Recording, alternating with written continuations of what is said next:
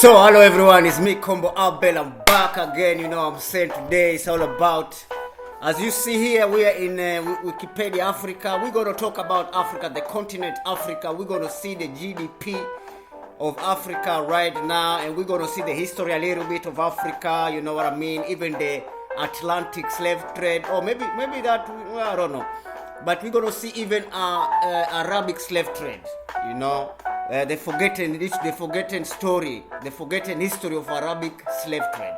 Because everybody's talking about Atlantic slave trade, you know, this in the end, they talk about, oh, Europeans, they were slaving us. No, you know, here not only Europeans, you know, the Arab people also they slave us, and we're gonna prove it there.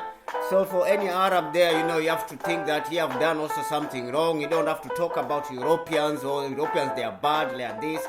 You have to see about his mistake, what he did, you know. So I'm gonna show you also some videos which some North African countries which they think they are not Africans, you know, how they are thinking about, you know, they separate themselves from the black Africans because they are like, you know, they're like Arabs, you know. So you know, there's some North Africa, there's some Africans who look like Arabs. So, you know, there's some question, you know, people in the continent of Africa, they're asking themselves why these people, they don't, you know, they are not uniting with other Africans, you know, they are always with themselves in group, or they are always removing themselves in Africa. They don't see themselves as Africans, you know, they see themselves as Arabs, you know, in North Africa. So we're going to show you that video. It's not me, I'm saying that.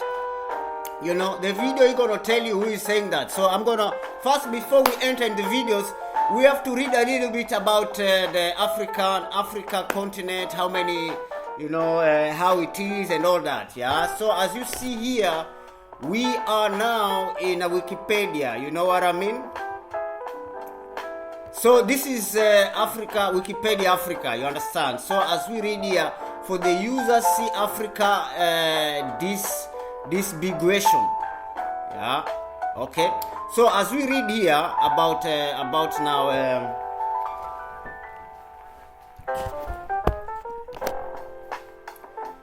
as we read here, Africa is the world's second largest and second most populous continent after Asia. In the both cases, at about 30.3 million kilometer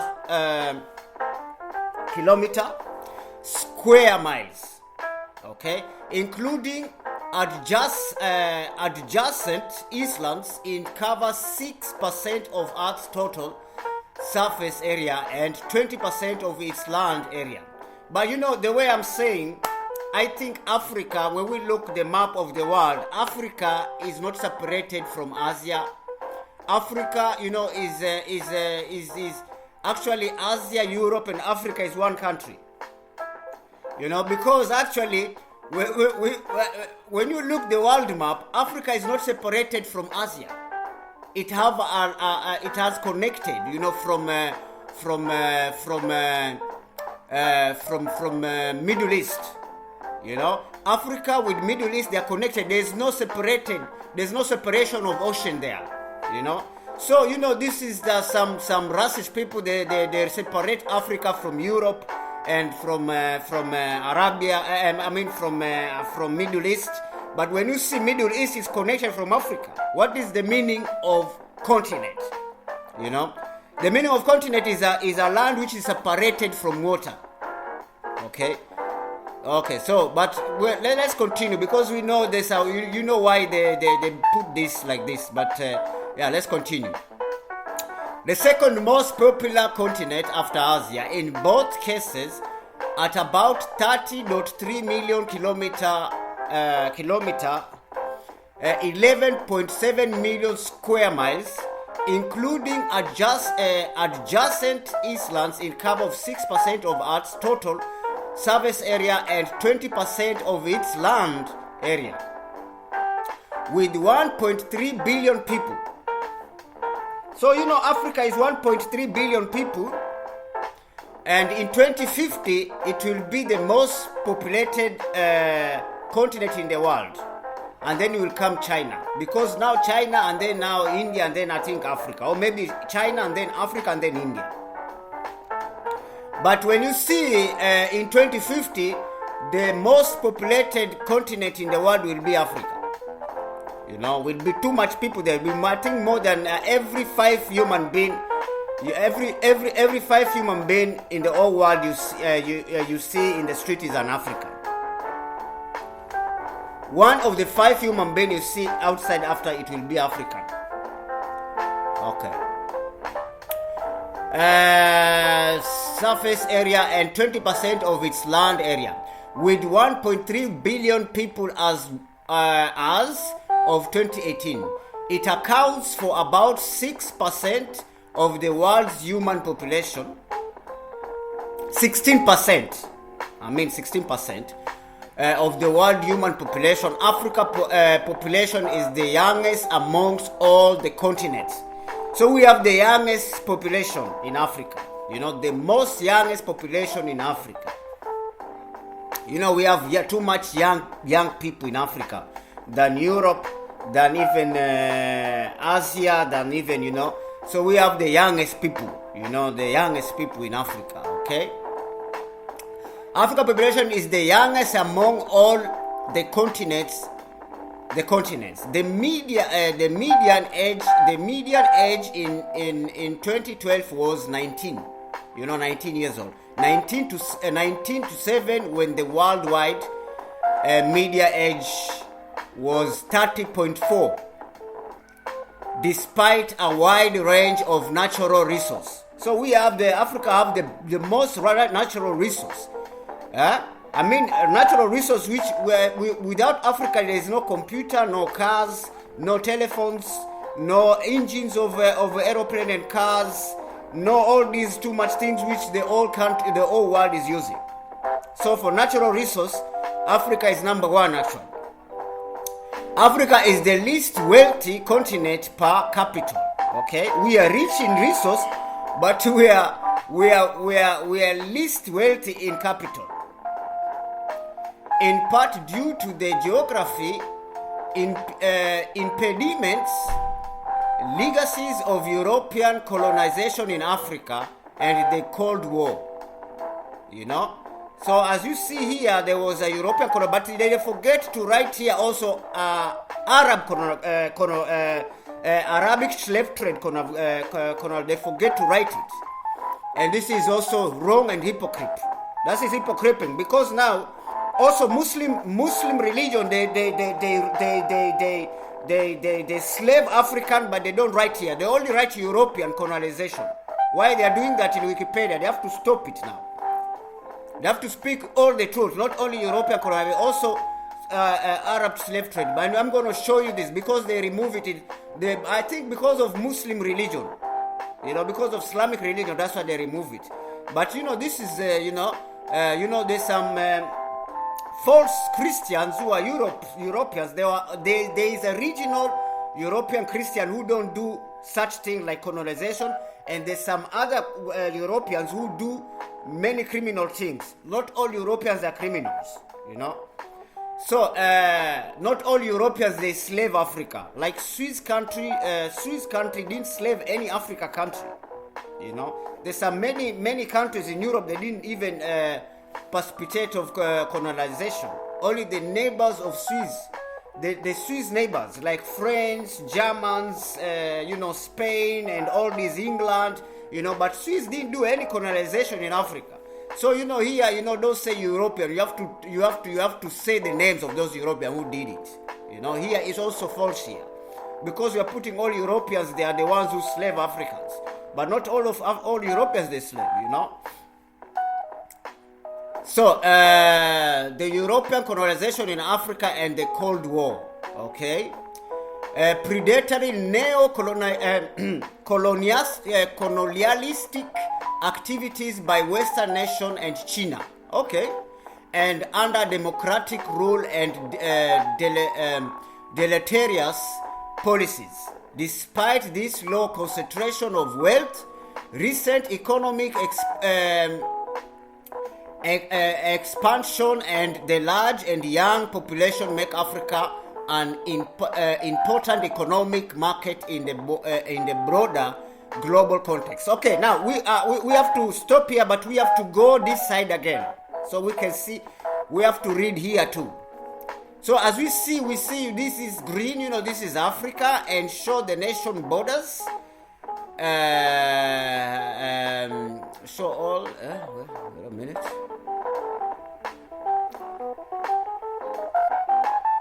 Okay. So actually, Africa, there was no nation in Africa. Africa was like a one country, but because of colonization, they separate us. That's why we have nations now in the continent. But Africa, before colonization, there was nothing like nations in Africa. There was nothing like Nigeria, nothing like Kenya, nothing like Ethiopia, nothing like Eritrea, nothing like Somalia, nothing like West Africa, nothing like East Africa, nothing like North Africa, nothing like South Africa. Africa was one country. Why we separate? Because of colonization, because of slave trade, of Arab slave trade and European slave trade. That's why we have nations in Africa. Okay, let's continue. The population, as we see here, area. Let's start from up. This is area of Africa is 30 million kilometer. 11 million square.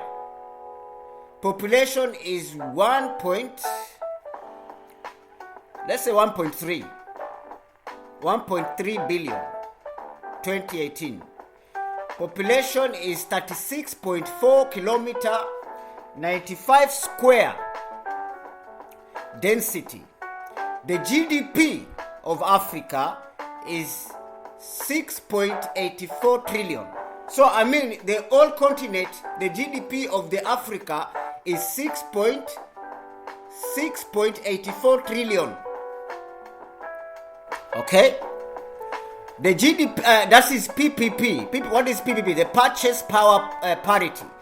Is the GDP, the PPP, the purchasing power parity is 6.84 trillion. Okay?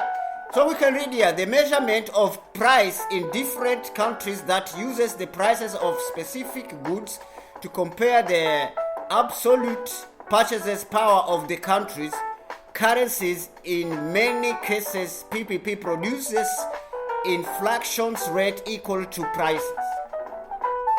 And then we have here, okay, what is GDP? Okay, let's see. What is GDP? GDP is gross domestic product. Monetary measure of the market value of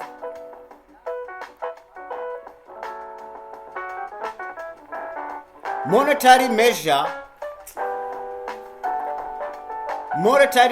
of the market value of all the final goods and service produced in specific time period by countries. GDP normally per capita does not however reflect difference in the cost of living and the inflation. So that is the meaning of GDP for the people who don't know. And then we have the nominal GDP. Nominal GDP is 2.49 trillion. Okay? The GDP per capita is 1,860 in 2021. That is 1,860. Religion, Christianity is actually the largest now in Africa, because it have 51%, Islam have 40%. So Christianity is more than Islam in Africa, okay? Traditional is 6%, and no religion is 2%, other religion is 1%, okay? So the leading religion in Africa is Christianity, okay? So as you see here, the morning Africa, the morning is Africa. Countries are 54 countries. 54 countries. So let's read here. This is the list of several sovereign states and department territories in Africa. It includes both fully recognized states with limited or zero recognition and territories of both Africa and non-African states. It is 56. So 56 sovereign. So we have 56 sovereign. Disputed territories. Yeah. Dependencies external is list of African dependents and other territories, including their respective active. Okay. So we have internal shows external, and internal is 5, external is 6 plus 1. Disputed. Languages are English, French, Portuguese, Swahili, Arabic, and native languages. So in Africa, they speak English, French, Portuguese. Why they speak English? Because of colony. Why they speak French? Because of French colonies. Portuguese because of Portuguese colonies. Swahili because of mix. Swahili, there is no colony, there is mix. Okay. So it's mix. So so in 12. So what do we have here? The language of Africa are divided into several major language families. Niger Congo, or perhaps Atlantic Congo languages are spoken in West, Central, Southeast, and Southern Africa. Afroasiatic languages. Okay. So what do we have here? We have time zone. Time zone. Okay, we have time zone is like that. Yeah. Okay. Time zone is like UTC is 1 to 0 1 now. I mean is identify for a time offset from UTC from 1 o'clock. This time is used. Okay. The largest city. What do we have there? The largest city are Cairo, Lagos, Kinshasa, Johannesburg, Luanda. Johannesburg, Luanda, Khartoum, Dar es Salaam, Abidjan, Alexandra, Kigali, Nairobi, Algiers. This is the largest cities in Africa. Okay. So now we're gonna continue here again. The continent is surrounded by the Mediterranean Sea to the north, the Isthmus of Suez, and the Red Sea to the northeast, the Indian Ocean to the southeast, and the Atlantic Ocean to the west. The continent includes Madagascar and various archipelagos.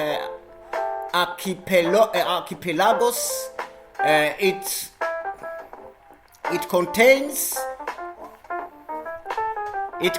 fully recognized sovereign states, countries, 8 territories, and 2 de facto independent states with limited or no recognition. Algeria is Africa's largest country by area, and Nigeria is its largest by population. African nations cooperate through the establishment of the African Union. African Union, what is African Union?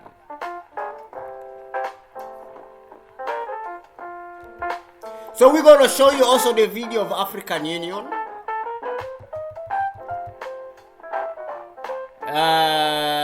African Union, right?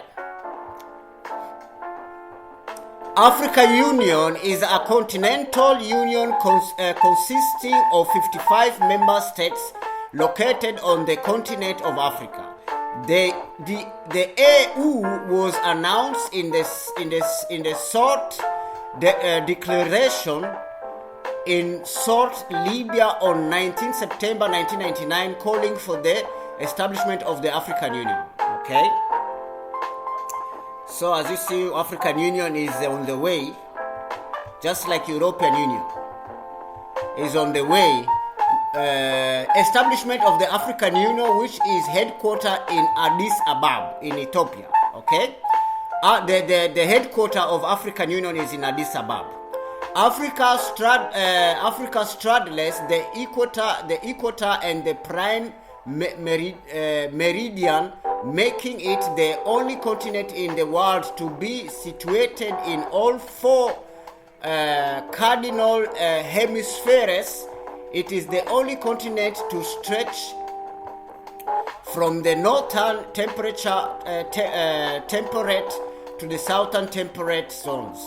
The majority of the continent and its countries are in the northern hemisphere with a substantial portion and number of countries in the southern hemisphere.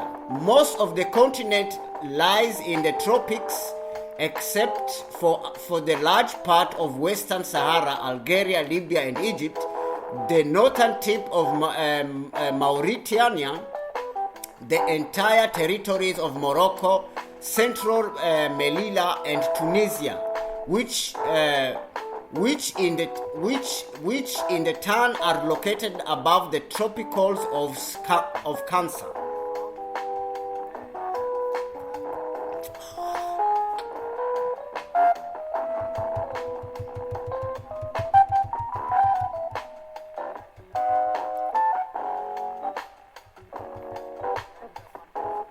In the northern temperate zone, in the other extreme of the continent, southern Namibia, southern Botswana, great parts of South Africa, the entire territories of Lesotho and Eswatini, and the southern tips of Mozambique and Madagascar are located below the tropical of Capricorn.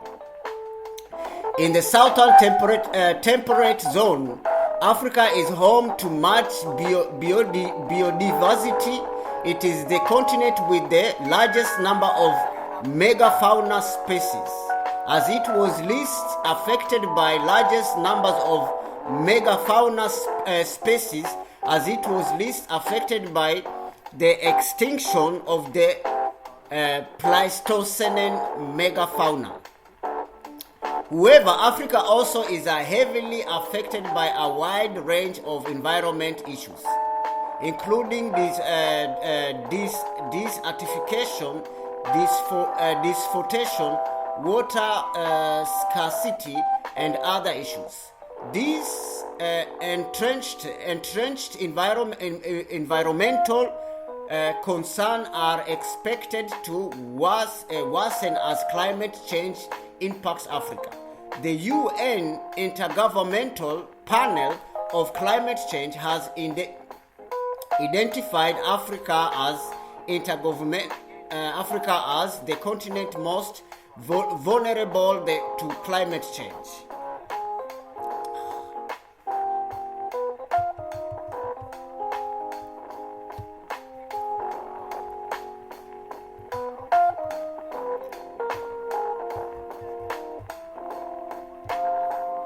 The history of Africa. Okay, let's see the history of Africa. Okay, let's go there. Okay, so we're gonna see the history of Africa, what is written here. I hope they don't start with colonization, because actually Africa, the history of Africa didn't start with colonization. Okay, so let's see here. As we see here, we have the African map. So we have pre-colonial African state of different time periods. So you see, they always start with colonization, but that is not Africa history. A contemporary political map of Africa. Okay, so let's start. What is this? Obelix at the Temple of Luxor, Egypt, in 1200 BC. So as you see obelix. You can see obelix even in Vatican, in America, and even in England. Even in Turkey, you'll see obelix there.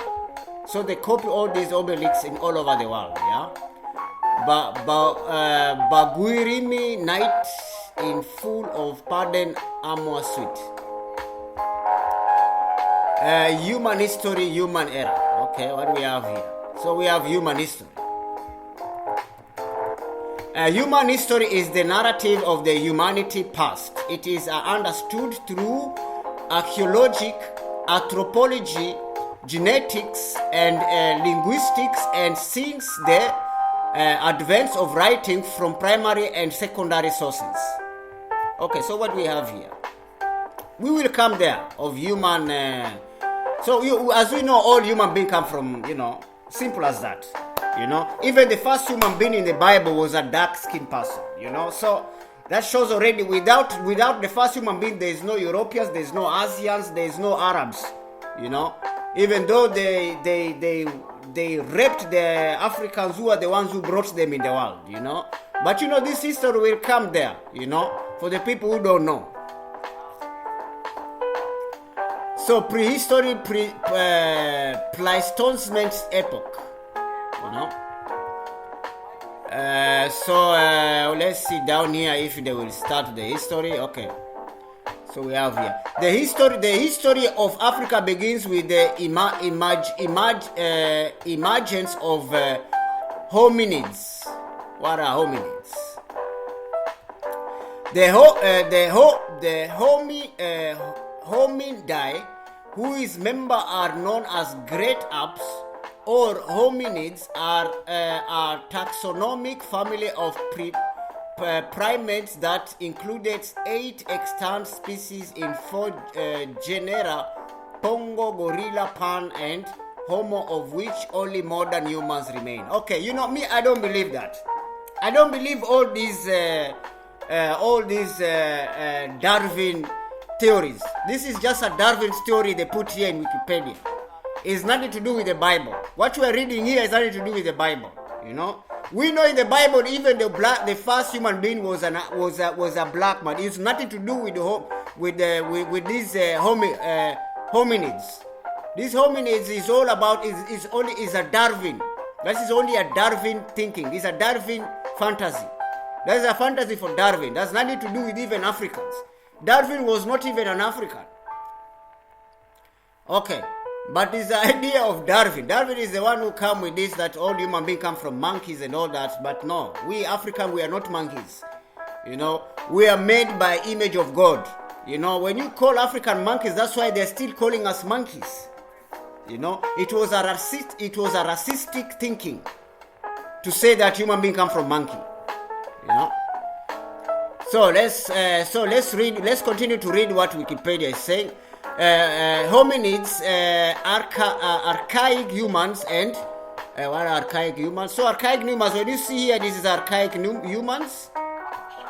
A number of varieties of the Homo are grouped into the broad category of archaic humans in the period that precedes and is contemporary to the emergence of the early modern humans around 300 Ka.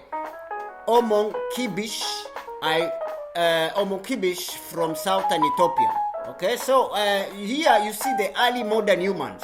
The modern human didn't come from Neanderthal. Neanderthal, the Europeans, Neanderthals, no. The first human being, they are not Neanderthals, my friend. So, but we're going to continue with that. So, and then we have archaeo-humans and around 300 to 250,000. Okay, wait a minute. That is 300 million years. Okay, we are talking here of 300 million years ago. Anatomically, modern humans, or let's see what is this? Early modern humans or anatomically modern humans are terms used to distinguish Homo sapiens. You understand? Homo sapiens is the idea of Darwin. You know what I mean? But this is where they are learning in university about these Homo sapiens that are anatomically consistent with the range of phenotypes seen in the contemporary humans from extinct archaic human. Okay? Homo sapiens. What are Homo sapiens? So let's see. You see even the Homo sapiens. We see even the pictures of Homo sapiens. Okay, so I'm gonna expand this.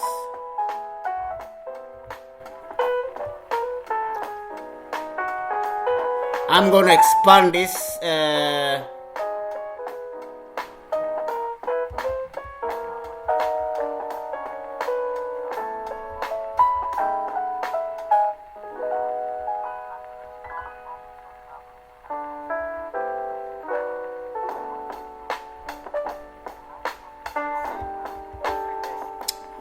Now I don't know where this now went.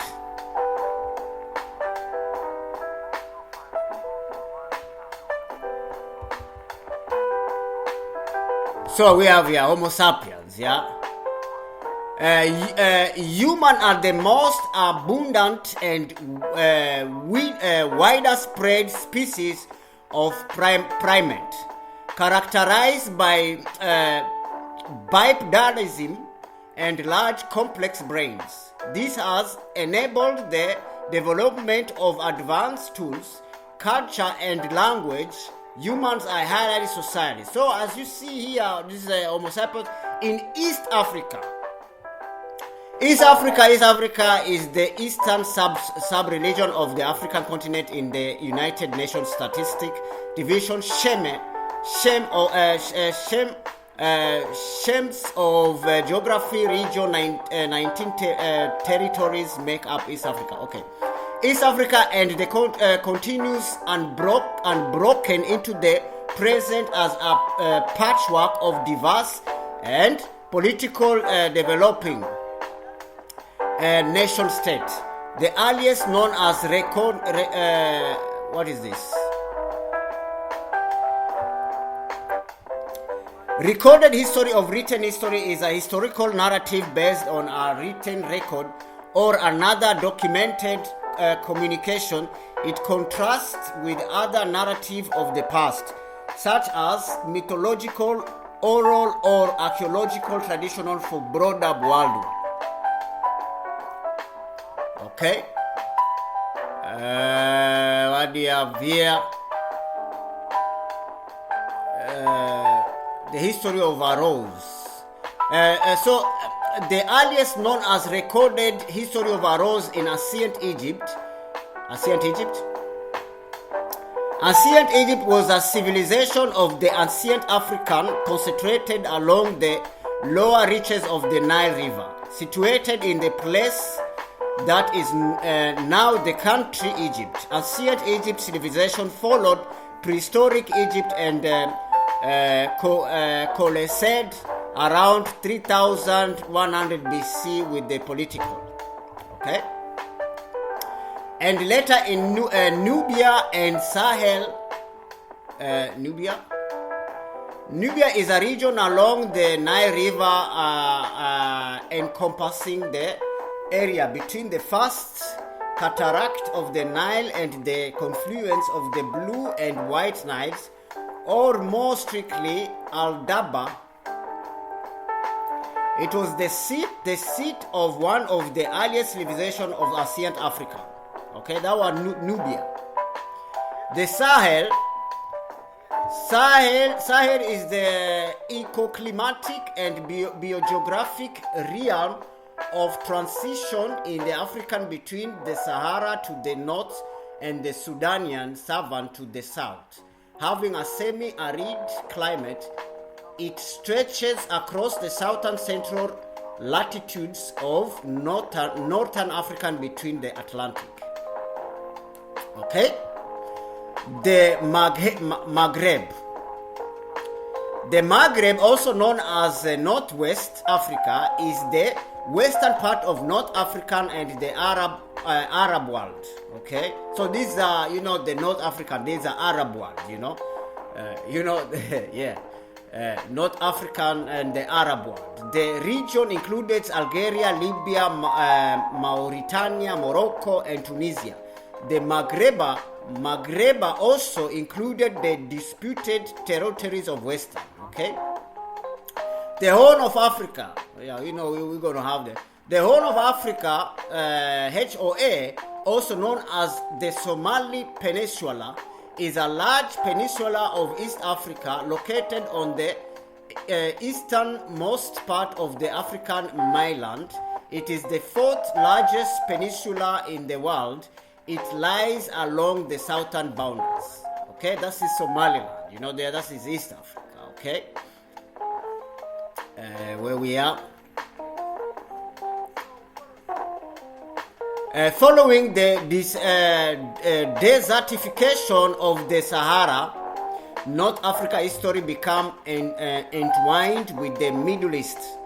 Okay, so North Africa, it was entwined with Middle. Actually, Middle East is also one. I think for me, Middle East is also North Africa. You know, and Southern Europe, and we have Southern Europe. You understand? So we have Middle East, Southern Europe. You know, I mean, it's also not far from Africa.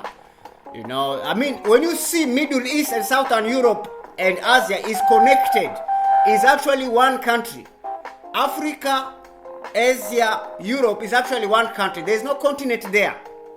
You know, so you know, for the people, you know, there's some people who remove Africa from South Europe, remove Africa from North and East, from Middle East, and you remove Africa from even from Asia.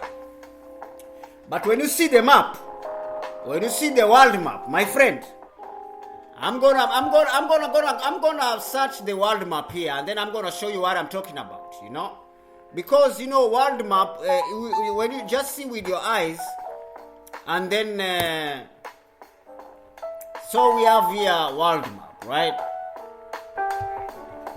So we have to remove the liars, you know, the people who lies in the system.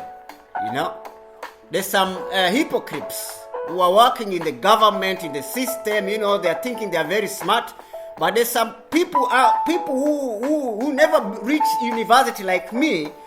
You know, I can be smarter than them. You know, I can research things and find out there's something wrong here in the world. You know, so as you see here, let me see, maybe they're gonna show it this map here, world map, because I'm gonna show you why Africa, Asia, and Europe is one country. You know, so when you see me here in Europe, actually I'm at home. I'm not an immigrant. You know, the only people, there's some evil people, they make us to be immigrants, but we are not immigrants. Is a one country. Why? I'm going to show you the world map. You know, the world map we're going to prove to you. So as you see here, we have world map, right? So you see Africa, Asia is together. You understand what I mean? As you see from far, okay? I hope we can zoom here so that I can show you that there are some people that were lying around here, but no African is an immigrant in Europe. Africa is one of Europeans. You understand? He is at home. Any African person who is in Europe, he is not a Ausländer. You know? No. There's some people that make us to look Ausländer. You know, some evil people and racist Europeans and Asians, you know, who separate us. But but the truth will come one day. One day somebody will come and say, hey, you know what? Actually, we are in the one country here. Why are you separating us here? You know? So let's see here, you know.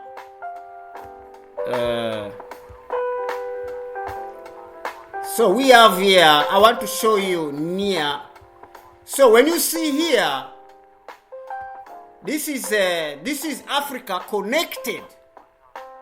You see this connection here. I'm going to start. This is Africa here. This is you know, Arabia, Asia, you know. So from here, you know, this is like Egypt. From Egypt, I can walk to Asia, to Middle East. From Middle East, I can walk to Asia. From Asia, I can walk to Europe here. You know, you can take a car.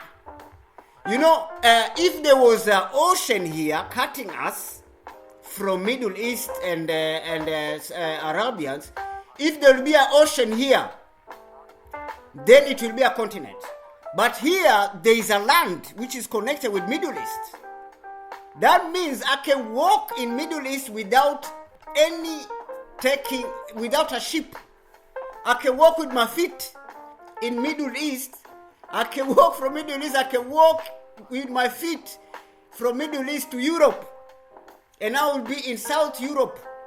Because South Europe is not far from Africa. You know, even when you be in Italy, you can see Africa in a mountain.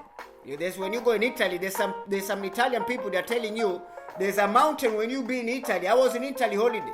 There's a mountain in Italy. When you up there in that mountain, you can see Africa. You know, so South Europe, like like Italy, it's not far. You can see the picture. You can see even here. We are connected. You look, Africa is connected here with, I don't know what is this country, Spain. I don't know Spain. I don't know what. It's connected. It's one country. The map is telling you the truth, not what people are saying to you. When you research for yourself, you see there's something wrong here. Because when you see from far, I can walk here from Africa. I can walk here. I'll be here. I can walk even inside in Europe. When you look here, I can walk. I can tell. There's no ocean here separating us. Because continent means separated from ocean. So let's go and write the meaning of continent. Because now, yes, we have to write what is the meaning of a continent. Okay? So let's go Google, maybe gonna tell us what is the meaning of continent.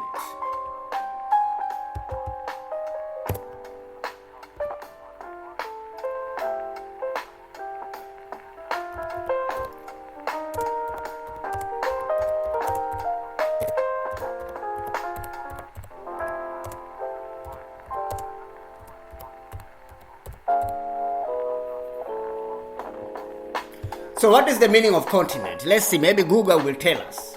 Okay? So that when you see the meaning of continent, then you will know that me, I'm an African here in Europe, I'm in my country. Europe is also my country. You understand? So let's go and see the meaning of continent. Then you will know I'm not a houselander. For all these European calling us Africa, we go back in Africa. You yourself, you are African because it's connected with Africa. So, okay, I hope we're gonna find, because Google is in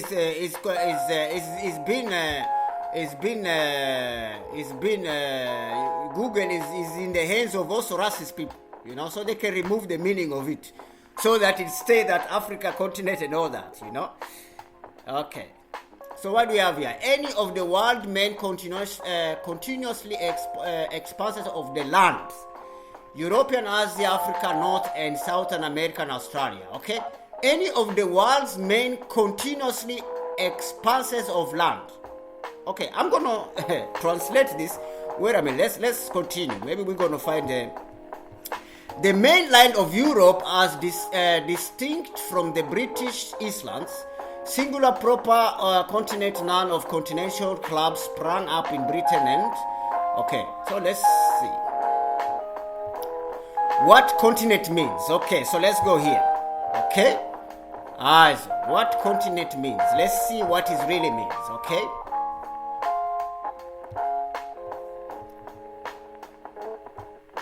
a continent is a very large area of land. Okay, land. Okay, so you here is about land, not ocean. When it's separated the ocean, but it's connected with land. We already saw the map. So, a continent is a very large area of land. When you connect Africa, Asia, America, Europe, is a large land. You understand? Because there is no separated of ocean there. It's connected. And when any land which is connected is also a land. You cannot live in the ocean. How can a human being live under the ocean? I mean, if you are in the land, you are living in the land, then it's a land. Okay, a continent is a very large area of land, such as Africa. No, yeah, Africa is also a land, of course, yeah. Africa such as Africa or Asia, that consists of several countries. Dinosaurs involved when most continents were joined. Most continents were joined in a single landmass. To proper known, people sometimes use the continent to refer to the continent of Europe, except of Britain. Okay, so a continent is a very large area of land. You understand what I mean? Land. Okay. Okay. We already see here. We already see the map here. We already see the map here. I'm going to show it again. For the people, they are being brainwashed here with these people who are calling themselves leaders. So when you see a continent means a large of land. So when you see here, there is a land here. You understand? Yeah? When you see here, there is a land. There is no ocean. Ocean is not a land. You understand? But there is a land. Where you can walk with your feet is a land. You cannot walk in the ocean. You have to take a ship. But where you can walk with your feet it have to be a land there. It have to be materials. So we have to remove this stupidness in these leaders here. They're playing around with us here. So we have some coward leaders who are, you see. So when you look here, we have land here. You understand? I can walk here. That is a land. I can walk till to Europe. You understand? And we see already the meaning of continent. The meaning of continent is, what is the meaning of continent? We read it again.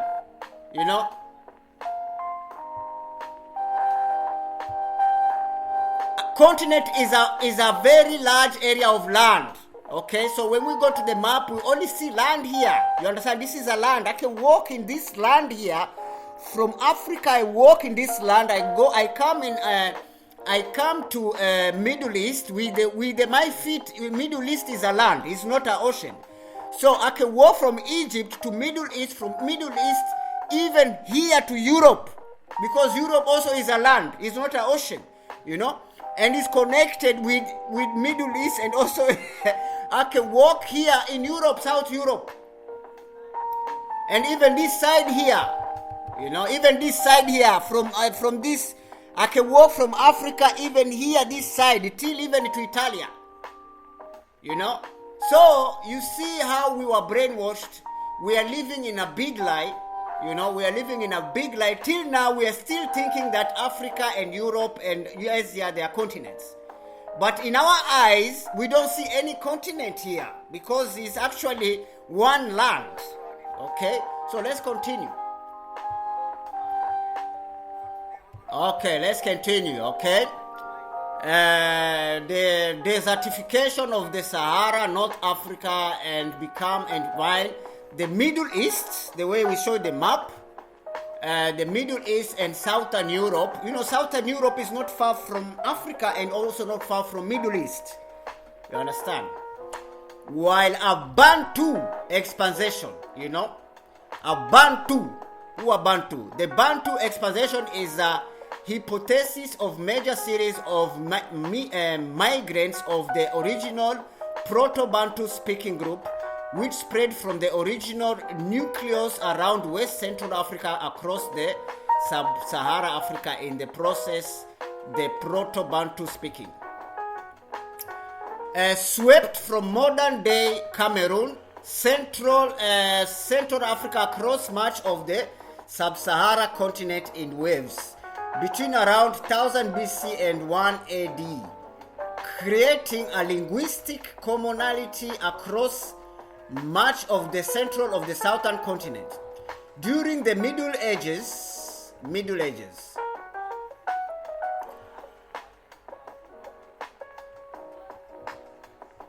in the history of European, the Middle Ages of medieval period lasted approximately from the 5th to the late 15th centuries, similar to the post-classical period of global history. It began with the fall of the Western Roman Empire and transitioned into the, okay, you can go and continue read that history.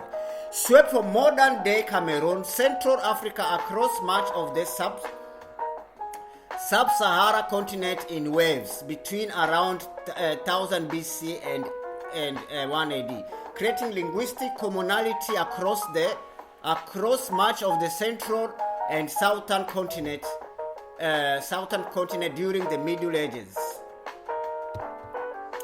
Islam, okay. Islam is Abrahamic, monotheist, and universal religion, teaching that Muhammad is a messenger of God. It is the world's second largest religion with 1.9 billion followers. 24.9% of the world populated known as Muslims. Okay, how, we're going to see how Islam came in Africa. We're going to see all those.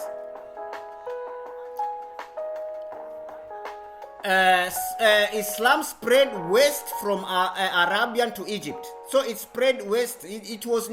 Islam was not an African. It was spreading in Africa.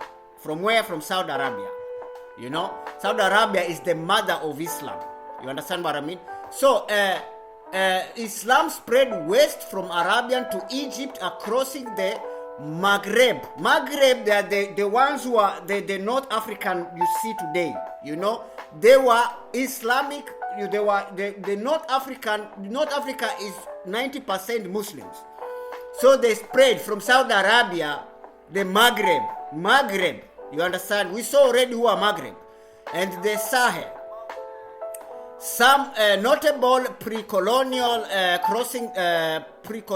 states and societies in Africa, including the Ajuran Empire, Bahwezi Empire, Dimt Adal, Sultan, even Sultan, they spread, the Adal Sultanate, or the Kingdom of Adal, or the Adal, or the Barsad Din, was a medieval Sunni Muslim sultanate which was located in the Horn of Africa. It was founded by Sabrad Din the Tooth after the fall of the Sultanate of Ifat, the Kingdom of Flourishing.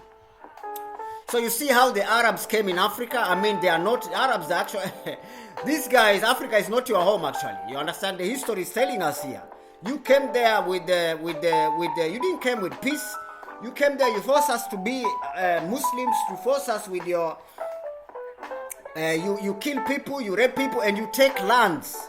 That's why you have some as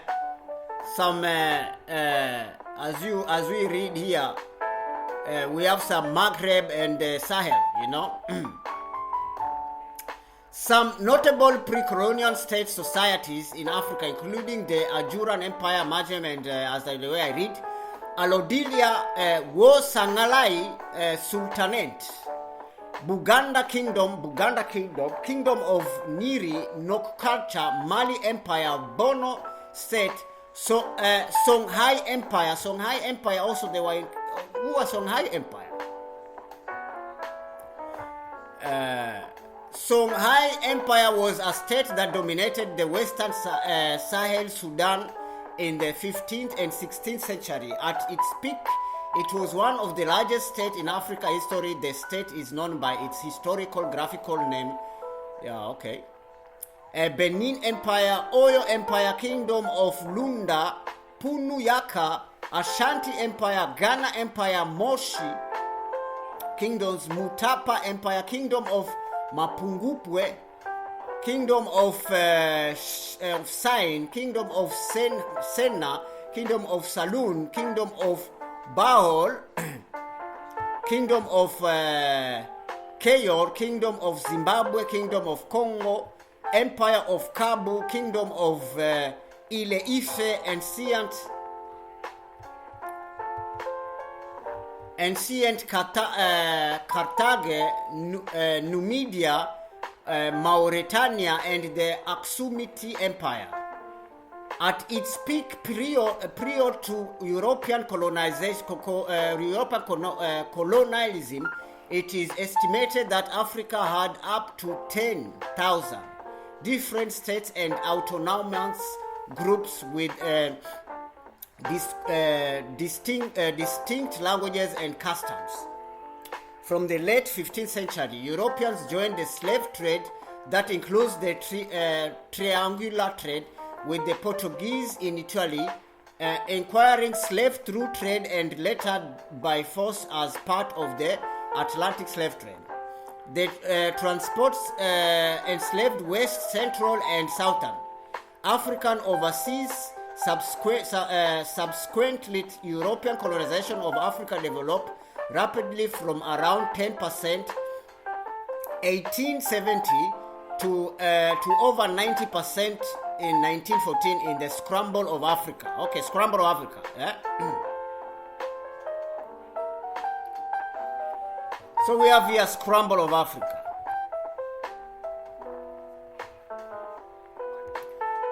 So the Scramble of Africa. You remember that was in 18th. Why it shows like this? So let's see here if I can.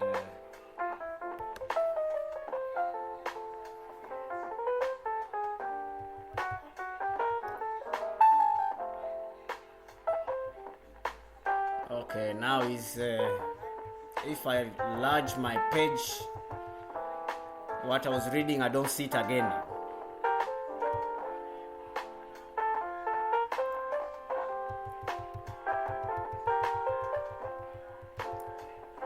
So we're gonna go back with the Scramble of Africa.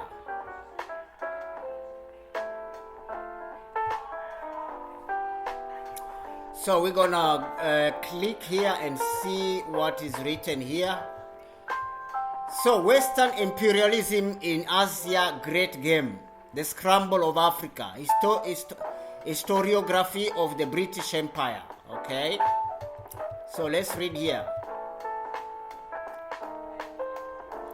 The Scramble of Africa, also so-called Petition of Africa, or the Conquest of Africa, was the invasion, an exaction, division, and colonization of most Africa by 7 Western European powers.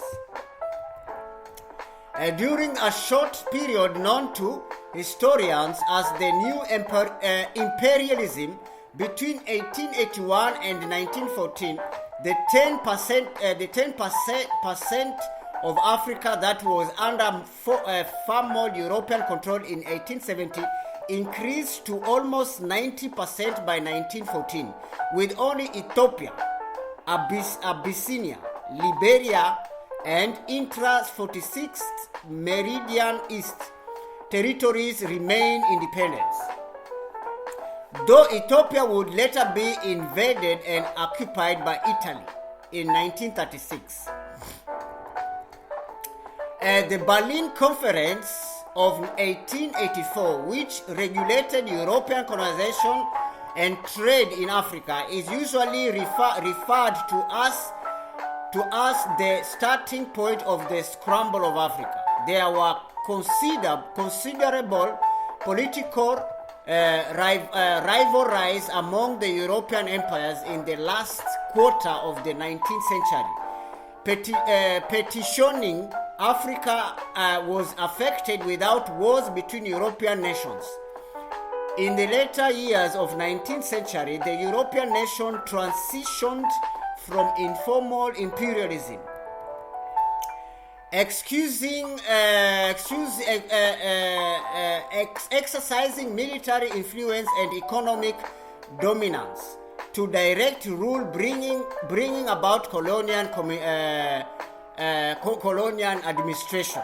Okay, so the administration. Imperium is a policy or ideology of extending rule over peoples and other countries for extending political and economic access, power and control, often through the employing hard power, especially military force, but also the power. Okay, so we have read that. So we have also everybody knows about the Atlantic slavery and the Scramble of Africa. Everybody I think knows, you have learned this about the scramble of Africa. Whoever followed the struggles for independence in many parts of the continent, as well as a weakened Europe after the Second World War in 1939 to 1945, decolonization took place across the continent, culminating in the 1960 Year of Africa. Disciplines such as recording, the oral historical linguistics, archaeology, and genetics have been vital in rediscover the great African civilization and antiquity. Okay, so I'm gonna go now to the videos, because we can go and read some of you can go and continue in Wikipedia and read the history. But now we come to the videos. I'm gonna put a video because I didn't see about the Arabic slave trade. So we're gonna hear about the Arabic slave trade because they didn't speak here, you know.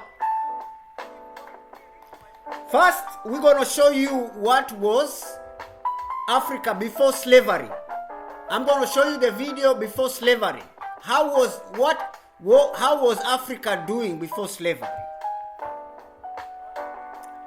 So I'm gonna reduce the volume here about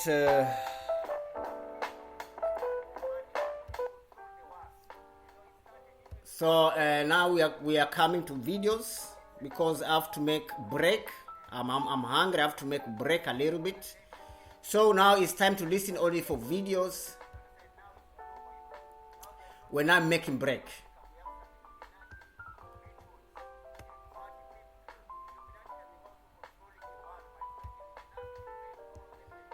So here we see that the history, what Africa had before European colonization. This is the video about it. So we're going to listen what these guys are saying in this video. On themselves to bring to the continent. Let's start from zero. When the Europeans arrived in Africa, they found it upon themselves to bring to the continent commerce and civilization. They believe that colonization developed Africa sort of, still in use. Interestingly, the vestiges of European colonization are some of the problems still plaguing the continent. However, Africa had its own forms of commerce, science, art, and other measures of civilization long before the arrival of the colonizers, and we shall review them in this video. But before we do that, don't forget to subscribe to our channel and turn on the notification bell to receive the latest videos as they drop. You can also leave your comments. Give this video a thumbs up and share it with your friends. The physicians of ancient Africa were very knowledgeable about herbs, trees, roots, and their medicinal purposes. So as you see here, in this age, it is still useful as many African people prefer consulting traditional healers whose remedies are often cheaper, more effective. So as you see what is what the historical people they say here. Physicians of ancient Africa were very knowledgeable. So when you see here, the physicians of ancient Africa were very knowledgeable about herbs, trees, roots, and their medicinal purpose. So before even the Arab invasion in Africa, we were medicine. We used to practice medicine, mathematics, all those things. They came and found it in Africa, and then they say they are the ones who found it. So continue. As herbs, trees, roots, and their medicinal purposes. Even though this knowledge is perishing in this age, it is still useful. So, and then I'm going to read here. Even though this knowledge is perishing in this age, it is still useful as many African people prefer consulting traditional healers whose remedies are often cheaper, more effective with less to no side effect in comparison to Western medicine. Many African people prefer consulting traditional healers whose remedies are often cheaper, more effective with less to no side effects in comparison to Western medicine. One case which will illustrate. So, one case which well illustrated the greatness of African medicine is that of childbirth. So childbirth. We discover how to, when a mother she's pregnant, how we get that baby out. This is the idea of African people. Before colonization. African medicine is that of childbirth. It is almost certain that Africans mastered cesarean sections independently. They were masters of it as far back as the 18th century. In this procedure, the tools used were not scalpels, ether, and so this is how Africa they were doing. In this procedure, the tools used were not scalpels, either, and overpriced beds, but banana wine, which was used as an anesthetics and reeds to perform episiotomies. You understand? overpriced beds, but banana wine, which was used as an anesthetic, and reeds to perform episiotomies. Bleeding was stopped by cauterizing with hot irons. The patient was stitched up with iron spikes, which were removed. The patient was stitched up with iron spikes, which were removed after 6 days with the application of roots, paste, and tree bark to bandage the wound. So this is how the medicine Africans they used to do, to help the pregnant woman, to bring the life in the world.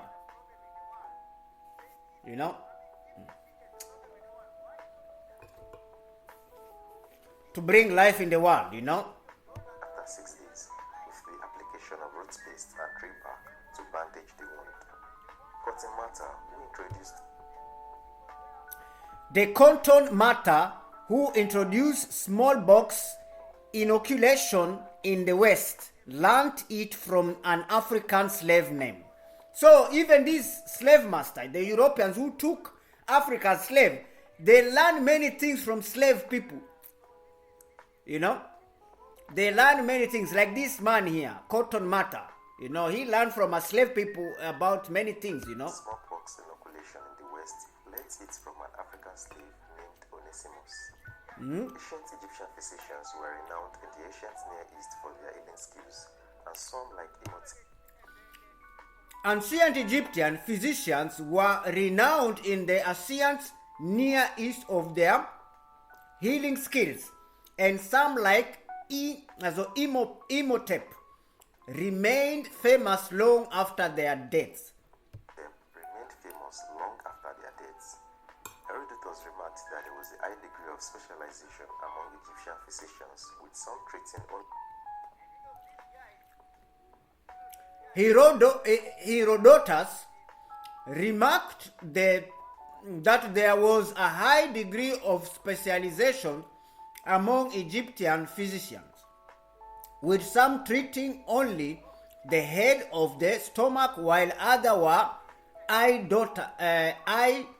doctors and dentists. So, we will practice these things. Eye doctor, dentist, that is Africa before colonization. To show that Africa was not the way people they think, that we don't have brain, we don't have... But you are the ones who you copy all these things. Many of people, they copy African ideas. Medical papyri show empirical knowledge. Like medical papyri shows empirical knowledge of anatomy, injuries, and practical treatments. They study all these guys. They study all that. Injuries and practical treatments. While opium was used to relieve pain. While opium was used to relieve pain, garlic and onions were used to regularly to promote good health and were thought to relieve asthma symptoms. So they were using opium and even onions to remove asthma. Garlic and onions were used regularly to promote good health and were thought to relieve asthma symptoms. The legendary kingdoms of Egypt. So the legendary kingdom of Egypt and Kush predate any known to him, man. If you guys don't listen, I have to read it so that you can listen. To man, and Alexandria of Egypt, where Alexander the So, and then we have here, in Alexandria of Egypt, where Alexander the Great lies, was the greatest library in the classical world that was found in 295 BC. So this is what they say, it's not me. I'm just reading.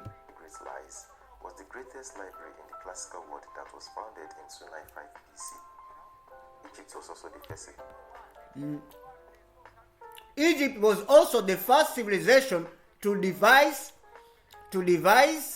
a 365-day in 12-month calendar. So you understand, the calendar we are using today, the Egyptians are the one who found it.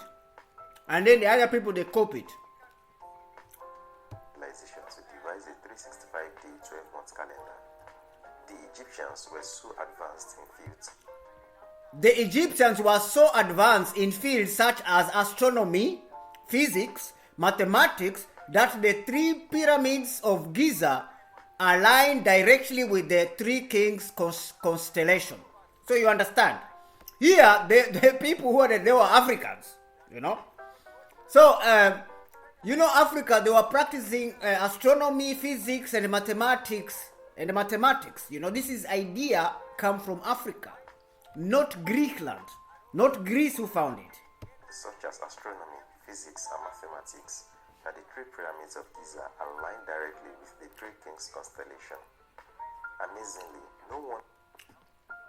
Amazingly, no one alive today has a clear idea of how those monolithic works of architecture were construction. Till today, nobody have an answer how the pyramid was made in Africa, Egypt.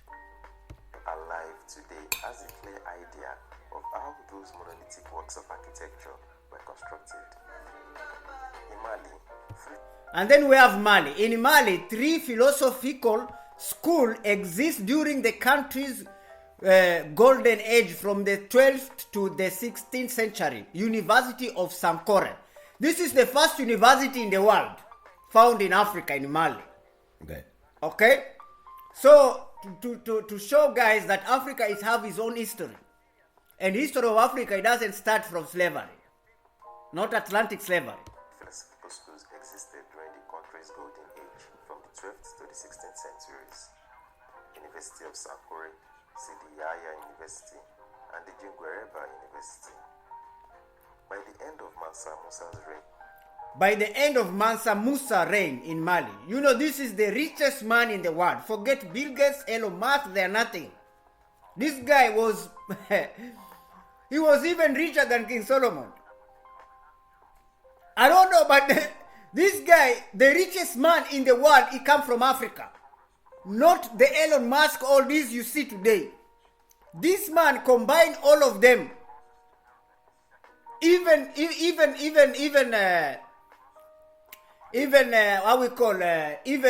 Rothschild, they have no chance. This guy, he was the richest man in the world. He was building a city of gold. Only gold. Can you imagine? Do you have any city of gold today in this world? No.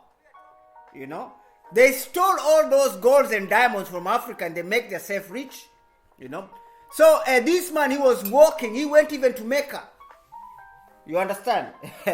Even when the Arabs, they came and enslaved us, he came, the richest man in the world is this guy here. Mansa Musa. Hey. And now, we have the richest man in the world, but now Africa is not so rich. Why? Because of colonization, if you don't know. In Mali, the Sankore University had been converted into a fully staffed university with the largest... So, by the end of Mansa Musa reign in Mali, the Sankore University had been converted into a fully staffed university with the largest collection of books in Africa since the Library of Alexandria. Okay? Collection of books in Africa since the Library of Alexandria. The Sankore University was capable. The Sankore University was capable of housing 25,000 students and had one of the largest libraries in the world, with between 400,000 and 700 manuscripts. Of housing 25,000 students and had one of the largest libraries in the world, with between 400,000 and 700,000 manuscripts. Timbuktu was a major center of book. And then we have Timbuktu, was a major center of book copying, religious groups, the science and arts. Copying, religious groups, the sciences and arts. Scholars and students came from throughout the world to study at its university. Okay, you understand this? Throughout the world to study at its university. The wonders of Egypt can sum up a whole book, maybe a library even. The wonders of Egypt can sum up a whole book, maybe library even, and Africa is more than Egypt. Yeah, Africa is more than Egypt. Not only Egypt, Africa is more than Egypt. Africa is more than Egypt. The pyramids are not the only great examples of architectural achievements in the continent. The great Zimbabwe ruins in Masvi. And then we have also the great Zimbabwe, not only the Egypt, not only the pyramids. The great Zimbabwe ruins in the Masvingo, for which the country is named, are another example. We have even the great Zimbabwe ruins. Bingo, for which the country is named, are another example. The structures boast high walls and a conical tower. The structure boasts high walls and a conical tower made of granite and stacked on the granite without the use of mortar. Made of granite and stacked on granite without the use of mortar. They are estimated to be over 500 years old and are still standing as a testament to the genius of the builders. Another example is Ngazagamu, the capital city of the Kanem-Borno Empire, which was one of the largest cities on earth. In 1658, according to the architectural scholar Suzadenya, Ngazagamu housed about 250,000 people. There were 660 avenues. Many of them were broad and unbending, indicative of town planning. The architecture of the high streets lined on both sides with trees offering shade. Such buildings had to be built on an unprecedented scale. Also, Heinrich Barth, who studied the remains of these walls during the 19th century, declared that their workmanship was of the same quality as the finest masonry that he had seen in Europe. The common myth is that the Europeans taught Africans to read and write. So, in some parts of Africa that is true, but only because there was no need for writing. Parts of Africa, that is true, but only because there was no need for writing. The West Africa region had the West African region had griots, wandering human encyclopedias, who were capable of recalling events and people long past. Griots, wandering human encyclopedias, who were capable of recalling events and people long past. They were the custodians of history. We have already mentioned Egypt's literacy. Ethiopia was also literate and even had poetic forms as early as 1 BC, predating Christianity. Ethiopia was also literary and even had poetic forms as early as 1 BC, predating Christianity and Islam, nullifying the possibility of having been taught so by missionaries.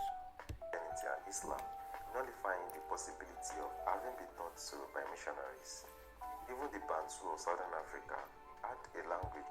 Even the Bantu of Southern Africa had a language of symbols similar to the Egyptian hieroglyphs. Of symbols similar to the Egyptian hieroglyphs.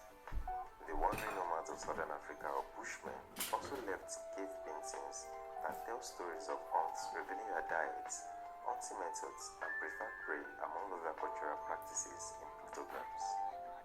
A A piece of popular knowledge is that Europeans were the first to sail to the Americas. However, several lines of evidence suggest that ancient Africans sailed to South America and Asia hundreds of years before Europeans.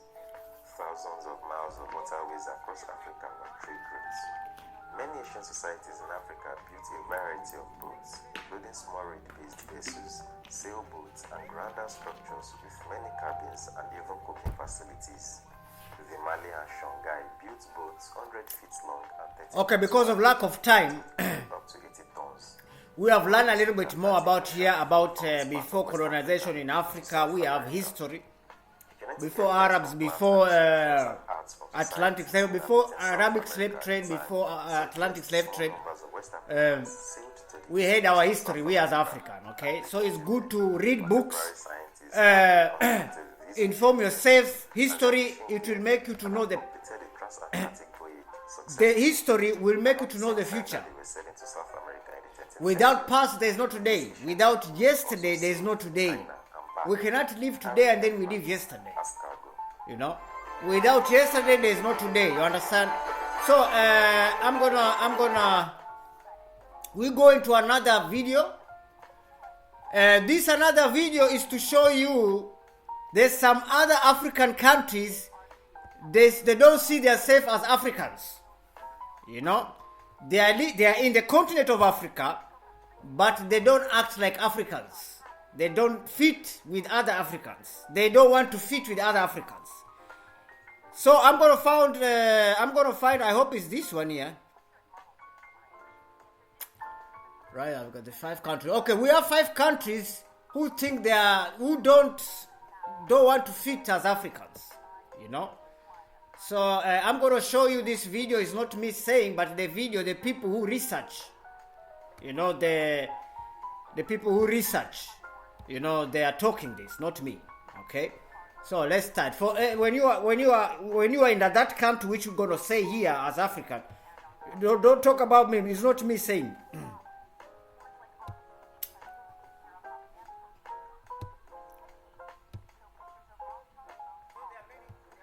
And the answer varies depending on who you.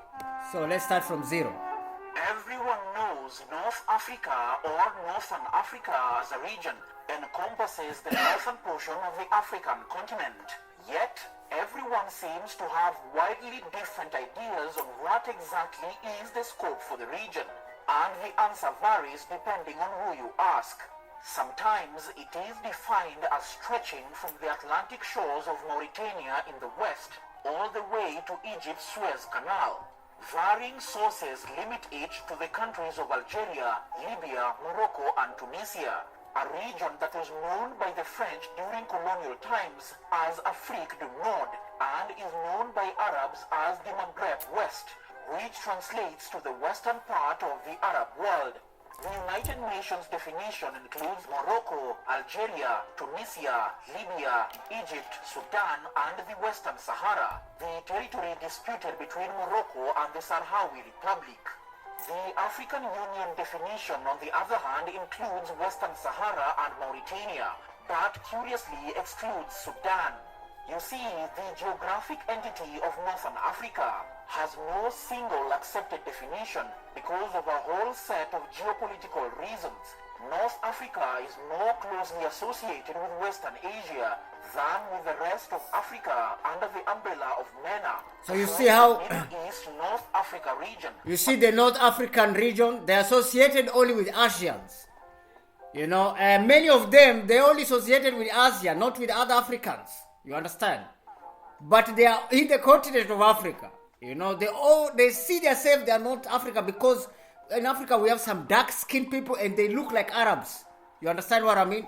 So this is how Africa, the continent, they think, not me. This is how African people there in continent, they think about these guys, you know? But this also cuts out Egypt from the group and only includes countries. They even remove Egypt, so you know, because also there's some, you know. To place these 5 countries, whether they should be Western Asia or Southern Europe, has become. Yeah, now we have to see these countries. They are Asians or they are Southern Europeans, you know, because there are 5 countries. They see themselves they are not Africans. And we're going to see, there is saying that. Me, I just see this video and I was shocked. You know, we have some North Africans who see themselves they're not Africans. Then where they come from? Are you come from Saudi Arabia? Are you Arabian? Then you go back in Africa. Where you come from, simple as that. Because if you don't connect yourself with other Africans, then I don't know what's wrong. I'm so convoluted that it has led to them essentially being denied the identity of being African, despite being definitively and unquestionably on the African continent. Tokenism, the practice of making only a symbolic effort to do a particular thing, especially by recruiting a small number of people from underrepresented groups in order to give them an appearance of equality. In my mind, the rest of Africa is guilty of tokenism against North African countries and should not get a get-out-of-jail-free card on some of the blame. In Africa-wide conferences meant to discuss African issues, Morocco, Algeria, Tunisia, Libya, and Egypt have often had tokenistic representation, if any at all. When Egyptian Mohamed Salah won the 2017 African Footballer of the Year award, the internet went into a frenzy, all because some Africans did not think Mo Salah was African enough to win the title. In 2015, Nigerian Chigozie Obioma was listed as the sole African writer on the shortlist for that year's Booker Prize for Literature for the best novel written in English, overlooking the presence of Moroccan-born Leila Lalami, who was also nominated. These are certainly not the first time, and probably won't be the last, that North Africa's Africanness is questioned. So why are Africans from north of the Sahara sometimes not considered definitively African?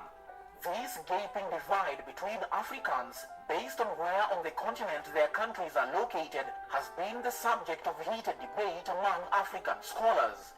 Many blame colonialism for their divide and rule principles, while others say the division existed much earlier. No doubt Islamic influence in the area is very significant, and North Africa is a major part of the Muslim world. However, whether North Africans identify as African isn't as simple as Arabic speakers being equal to Arab people. The process of Arabization and Islamization that has defined the cultural landscape of North Africa is not exclusive to the North. The religion argument is therefore not enough to hold any merit. You see, even though North Africa has a strong Islamic population, a whopping 90% of the region ascribes to the Islam faith. Islam is also the dominant religion in parts of West Africa, the Sahel, and even East Africa, with notably large communities in Nigeria, Kenya, Tanzania, Somalia, and Ethiopia. Perhaps then it simply boils down to color. Could it be that to be African is to be black? And if so, what shade will do? Are the South Sudanese, who are famous for their skin pigmentation that is dark, rich, and beautiful, more African than their neighbors to the north who are of lighter skin? Surely, a categorization and dichotomy based on race is too simplistic and ignores Africa's vast diversity in nations, cultures, ethnicities, and languages. Indeed, no other continent even comes close to Africa's diversity. It is simply a fact that North Africans are African, and it's an identity they will have to insist upon. North Africans' collective feeling of considering themselves African only when their national football teams play in the African Cup of Nations is writing on the wall that signals a massive problem that urgently requires a quick fix. Are schools in North Africa not teaching African history? In many instances, no doubt that the country's Arab-Muslim identity is overly emphasized. You see, being an Arab is not an alternative to being African or even being black. Why not be both and embrace the duality of both worlds? Let's take Mauritania as an example. The country has a population of 5 million, divided between the Arab Berber population to the north and black Africans to the south. Despite its prevailing Arab culture, Mauritanian society is multi-ethnic. The Bidan, or so-called white Moors, make up 30% of the population, while the Haratin or so-called Black Moors comprise 40%. Both groups reflect a fusion of African, Arab, Berber ethnicity, language and culture. Mauritanians can therefore identify as Arab and African at the same time. Certainly, there is a lot to say about the distance between North Africa and the rest of the continent. Some North Africans have tried to distance themselves from Black Africa. A good example is that after independence, countries like Egypt and Algeria looked to the Middle East for a model of an Islamic nation, and Morocco and Tunisia looked to Europe for economic partnerships.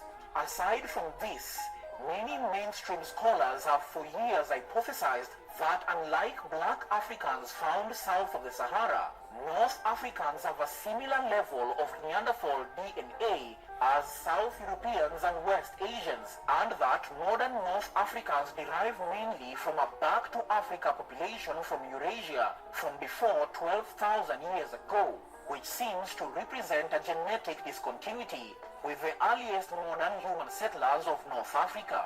However, recent human fossil discoveries in Morocco, overshadowing those in Ethiopia, Kenya and Tanzania in terms of age, and scientifically dated back to 300,000 years ago, provided evidence that the human species evolved in multiple locations across the African continent. Only much later, roughly 70,000 years ago, did a small group of Africans make their way to other continents. Perhaps the colonial history shared between North Africa and the rest of Africa could be a stark reminder that they all belong to the same continent. The bond between Algeria and South Africa was strengthened in the 1950s and 60s around their respective colonial clampdowns. Algeria is my country. Nelson Mandela was trained by the armed forces of the Algerian National Liberation Front. In his book, Long Walk to Freedom, Mandela revealed his struggle against apartheid was greatly inspired by the struggle of the Algerian soldiers who were fighting against French imperialism. Returning to Algiers in 1990, Mandela declared, "The Algerian army made me a man." On a more positive note, in recent years, North African countries have been turning their focus away from Europe and towards their own continent. North Africa's return to Africa has been a striking feature of the region's foreign policy in recent years. The countries have stepped up their engagement with countries south of the Sahara, recognizing them as leading emerging markets and a region whose influence in international politics is likely to increase in the coming years. This back-to-Africa shift in focus is driven by three main factors. First, some countries are engaged in an effort to win diplomatic support on significant questions of national interest. For Morocco and Algeria, the dispute over Western Sahara and their broader geopolitical rivalry. In the case of Egypt, its concern about the giant dam Ethiopia is building on the Nile. Beyond this diplomatic effort is also a response for the need to collaborate to the rising security threats from radical Islamic militants. Finally, the shift is also driven by economic concerns. North African countries are searching for new markets and seeking to position themselves for economic advancements thanks to sustained economic growth rates in the rest of Africa compared to slow growth rates of traditional European trading partners. The favoring of the South is also a reaction to the failure of regional integration within North Africa, where trade between countries remains low. Economic and political cooperation in the proposed Arab-Maghreb Union is, for lack of a better word, dead on arrival due to the Algerian-Moroccan deep-seated rivalry because of the standoff over Western Sahara. All the same, in conclusion, I strongly believe that a supposed difference between an Arab North Africa and the rest of Africa is non-existent and should be spoken against by all African creators, which includes independent writers, artists, social media influencers, videographers, podcasters, and so on. African diversity should never be used as an excuse to exploit African people. Let me know your thoughts on this in the comment section. So as you see, I hope you got value out of this video. as you see here, we are here is a video about the 5 North African countries. I also would like to thank our great supporters on Patreon, whose generous contribution. So now we're gonna go to another video.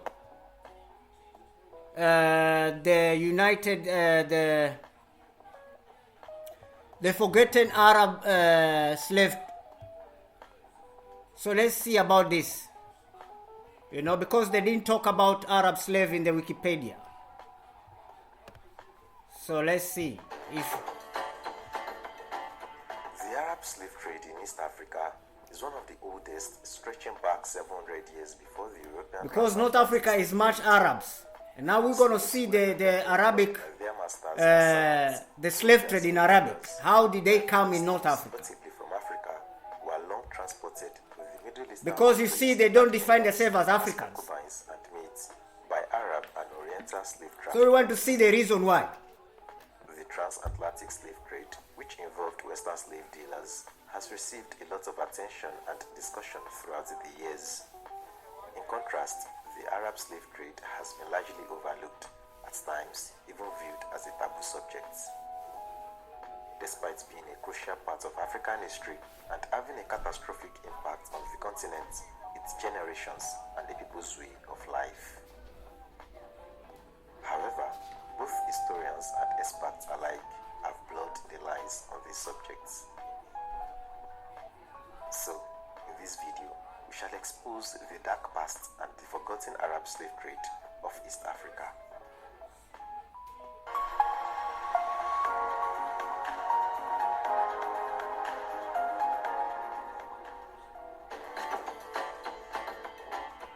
During their period of dominance by Arab leaders, the Arab slave trade was the practice of slavery throughout the Arab world, primarily in Western Asia, North Africa, East Africa, and select regions of Europe, such as Iberia and Sicily. Slave markets in the Middle East, North Africa, and East Africa were the core of the trade. Turks, Iranians, Europeans, and Berbers were among the people traded in the early days of the trade.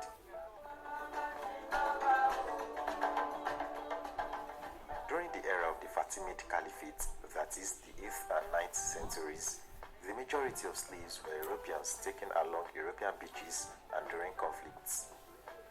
With the emergence of the Oman Sultanate, which was centered in Zanzibar, the trading of Bantu slaves from East Africa grew in the 18th and 19th centuries. Along the Swahili coast, they came into direct trade friction and competition with the Portuguese and other Europeans. Thousands of European Christians were enslaved by the North African barbaric pirates who engaged in piracy against European merchants. They profited from the ransoms demanded. In many cases in the United Kingdom, village churches and communities raised funds for such ransoms. The government refused to pay the ransom demanded by the pirates for its citizens.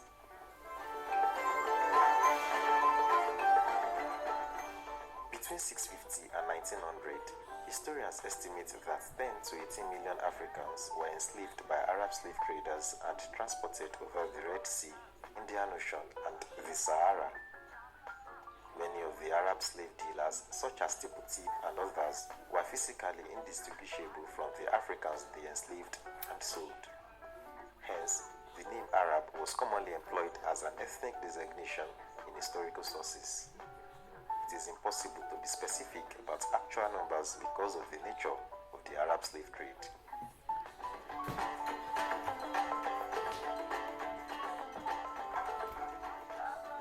Arabs enslaved Europeans to a lesser extent. According to studies, between 1 million and 1.25 million Europeans were seized and sold as slaves by barbaric pirates, who were vassals of the Ottoman Empire between the 16th and 19th centuries. Slaves were taken primarily from seashore villages in Italy, Spain, and Portugal, as well as from further afield in France, England, the Netherlands, Ireland, and even Iceland. They were also taken from pirates' captured ships. Thousands of ships were lost in each of France, England, and Spain as a result of these raids. Because of regular pirate attacks, huge areas of the Spanish and Italian coasts were nearly totally abandoned by their populations. Until the 19th century, pirate raids prevented settlements along the coast. Periodically, invading expeditions from Islamic Iberia were dispatched to destroy Christian Iberian kingdoms, bringing back booty and slaves. For example, the Almohad Caliph Abu Yusuf Yaqub al-Mansur captured 3,000 females and children in an assault against Lisbon in 1189, while his governor of Cordoba captured 3,000 Christian slaves in a subsequent attack on Thebes in 1191. Large numbers of European Christian slaves were also taken into the Muslim world as a result of the Ottoman wars in Europe.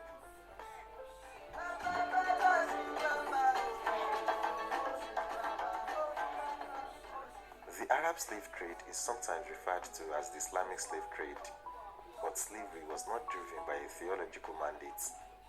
However, if a non-Muslim population refuses to convert to Islam, the non-Muslim population is thus authorized to be enslaved under Islamic law by the Muslim nation. Some Muslims object to the liberal Islamic trade and Islamic world because they portray Africa as outside of Islam or as a minor part of the Islamic world. Propagators of Islam in Africa were often wary of evangelizing because of the effects on the prospective slave reservoir. Slavery in the Arab world predates Islam and lasted for over a millennium. Arab slave traders transported Africans from present-day Kenya, Mozambique, Tanzania, Eritrea, Ethiopia. So as you see, the Arabs, they even slave us. Me, I'm a Kenyan, but the Arabs even, they came in my country and they slave us. And they force us in like Mombasa, you know, in Mombasa is the most majority Islamic, you know.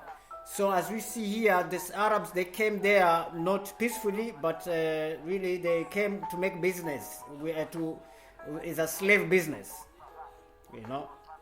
To Iraq, Iran, Kuwait, Somalia, Turkey, and other parts. Even in Somali, that's why you see Somali, there are too much Somali Muslims. Mainly Pakistan. And even there's a video I'm going to show you that even Somali people, they think they don't see themselves as Africans. African slaves to the There's one video I have here. at its apex spanned 3 continents from the Atlantic to the Far East.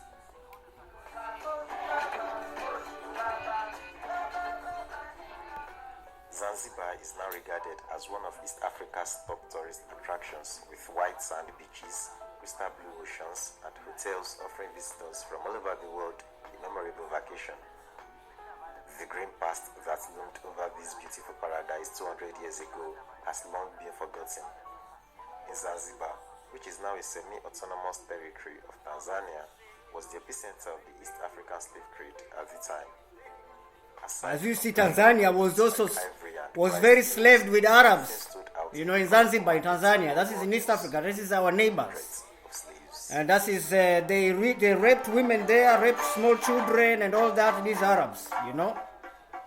So I think even the Tanzanians, they know the history. They know their own history. That they were really enslaved by Arabs, you know. 7 Yeah. centuries had passed since Europeans first set foot on the continent, and 10 centuries had passed since West Africans were shipped over the Atlantic to America. Arab Muslims in North and East Africa were selling captive Africans to the Middle East at the time. Castration of male slaves was a typical practice there, since they worked as field laborers, tutors, or guards of the Sultan's harem. According to Islamic legal principles, Muslims, including African Muslims, were not permitted to be enslaved. Initially, Arab Muslims in Eastern and Central Europe took white slaves to sell to Arabia, but as Europe's military power grew, Islamic expansion was halted, and now that slaves were few, Arab Muslims turned to Africa in large numbers.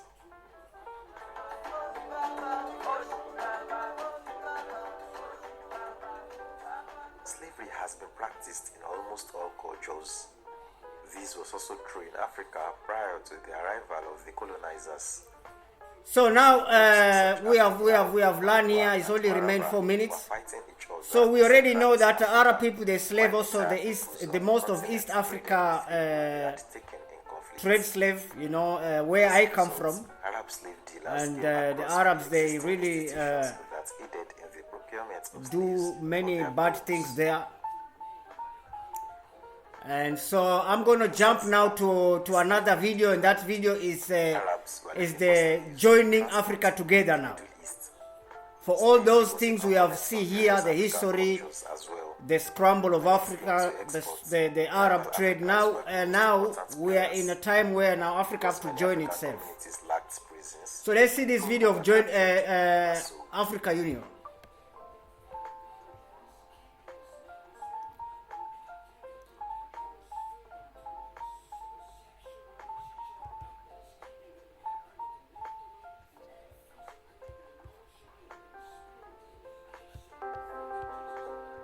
It began with a wave of optimism about Africa's future in 1963, when a group of 32 independent African nations created the Organization of African Unity, which later became the African Union. Compared to the European Union, the African Union was formed just 5 years after the formation of the European Union, but is 6 times bigger, given that Africa has the most number of countries in a continent of any continent in the world. In this So when you video, see here, we're going to talk about the origins of the African Union. so let's start again. About Africa's future in 1963, when a group of 32 independent African nations created the Organization of African Unity, which later became the African Union.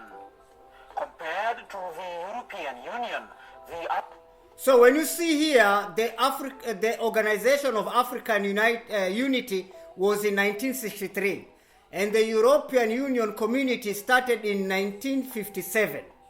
So you know the European Union, they start first, and then African Union, they start in 1963.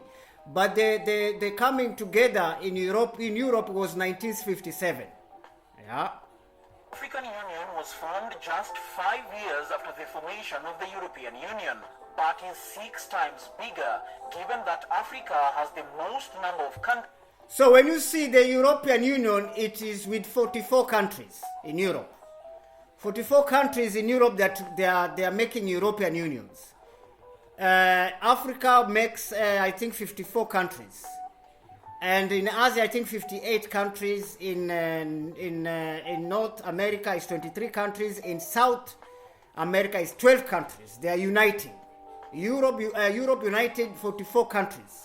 You know, okay. Countries in a continent of any continent in the world.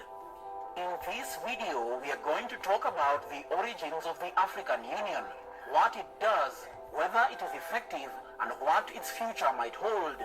Welcome to Reason Africa.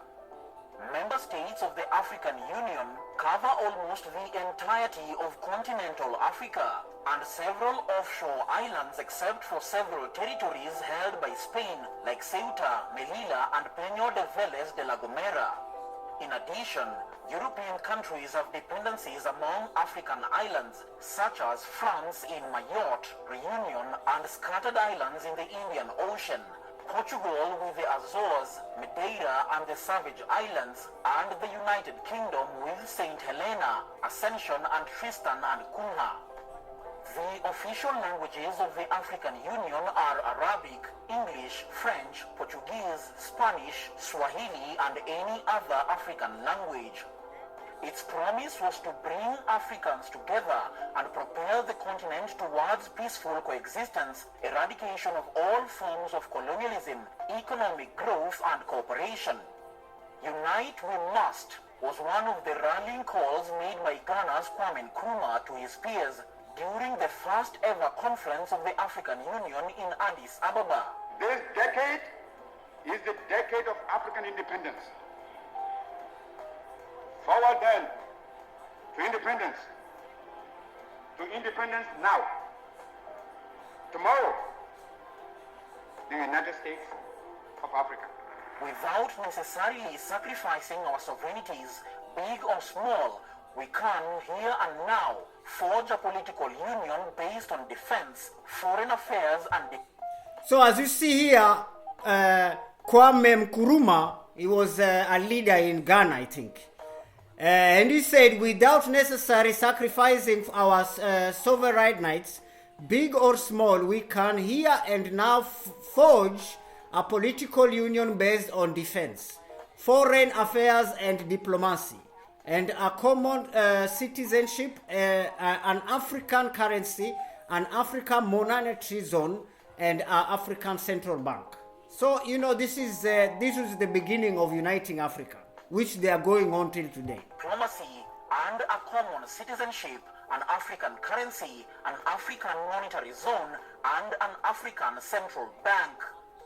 Soon after achieving independence in the 60s, a number of African states expressed a growing desire for a united Africa.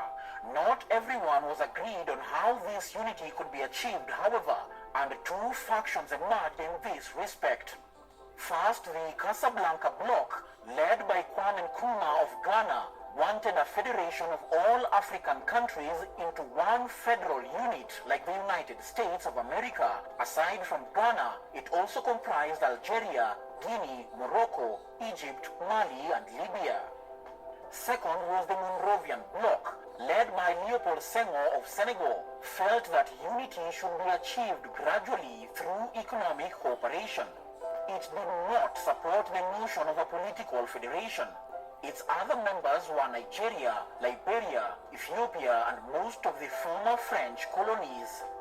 Despite the antagonistic position separating them, the groups both favored to set up an African institution based on the principles of state sovereignty and non-interference in the internal affairs of member states. The dispute was eventually resolved when Ethiopian Emperor Haile Selassie I invited the two groups to Addis Ababa, where the Organization of African Unity and its headquarters were subsequently established. Decolonization and African rule, particularly in the colonial settler states of Algeria, Kenya, and South Africa, where racism was institutionalized, were major achievements of the OAU. The culminating effect was the liberation of South Africa from apartheid in 1994, ending 82 years of struggle through 31 years of support by the continent through the OAU.